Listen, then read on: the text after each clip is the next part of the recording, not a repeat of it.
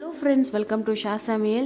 இன்னைக்கு நம்ம சாம்பார் பொடி எப்படி செய்யறதுன்னு பார்க்க போறோம். இது வீட்லயே செய்யறதுனால நல்லா ரொம்ப வாசமாவும் ரொம்ப டேஸ்டாவும் இருக்கும். இனிமே நீங்க கடையில போய் வாங்குற அவசியமே இருக்காது. ரொம்ப ஈஸியா ரொம்ப சிம்பிளா முடிஞ்சிரும்.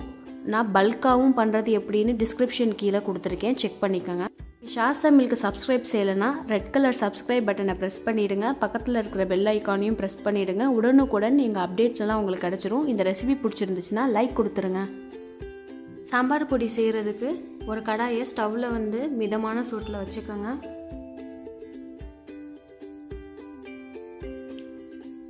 $50 கிராம் வரமிளகாவை ஒரு நிமிஷத்துக்கு நம்ம வறுத்து எடுத்து வச்சுக்கலாம். ஒரு நிமிஷத்துக்கு வறுத்தா போதுங்க. ஸ்டவ்வை மிதமான சூட்டில் வச்சுக்கோங்க.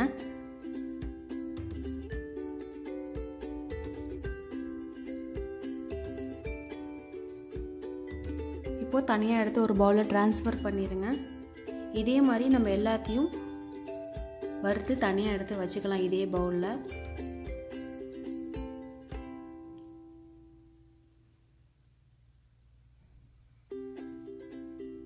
$50 கிராம் முழு மல்லி, அதையும் ஒரு நிமிஷத்துக்கு வறுத்து வச்சிடலாம்.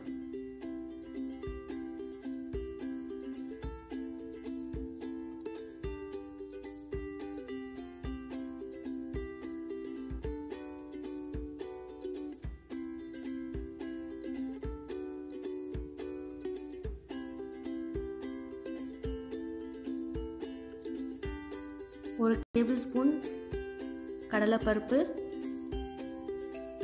ஒரு டேபிள் ஸ்பூன் துவரம்பருப்பு, ஒரு டேபிள் ஸ்பூன் மிளகு, அரை டேபிள் ஸ்பூன் வெந்தயம், 1.5 டேபிள் ஸ்பூன் ஜீரகம். இது எல்லாத்தையும் ஒரு நிமிஷத்துக்கு நல்லா வறுத்து இந்த பவுலில் நம்ம எடுத்து வச்சிடலாம்.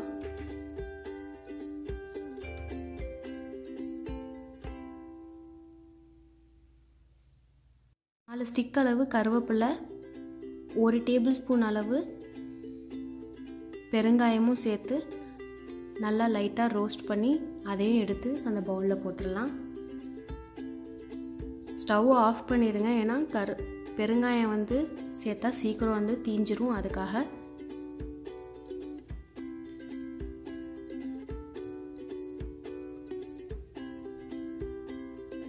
இப்போ அந்த பவுலில் சேர்த்துடலாம். நம்ம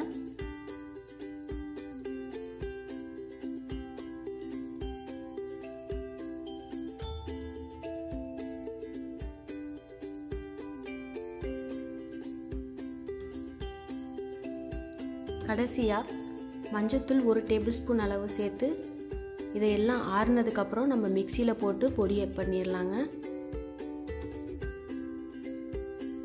நல்லா நைஸாக பொடி பண்ணிடுங்க இந்த மாதிரி. இப்போ இதை ஒரு சல்லடையை வச்சு நல்லா சலிச்சுக்கலாம்.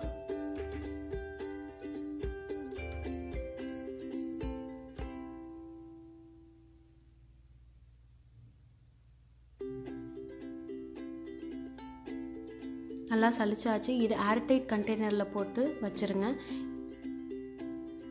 இந்த மீதம் இருக்கிற பவுடரை நம்ம பொரியல்லாம் யூஸ் பண்ணிக்கலாம். ரொம்ப டேஸ்ட்டாக இருக்கும். நம்மளோட அருமையான சாம்பார் பொடி ரெடி ஆகிடுச்சு. ரொம்ப டேஸ்ட்டாக இருக்கும். ரொம்ப ஈஸியாக நம்ம நிறைய குவான்டிட்டி பண்ணி பாக்ஸில் ஸ்டோர் பண்ணி 1 மாதம் வரைக்கும் வச்சுக்கலாம். ஃப்ரெஷ்ஷாக நம்ம யூஸ் பண்ணால் இன்னும் ரொம்ப நல்லாயிருக்கும்.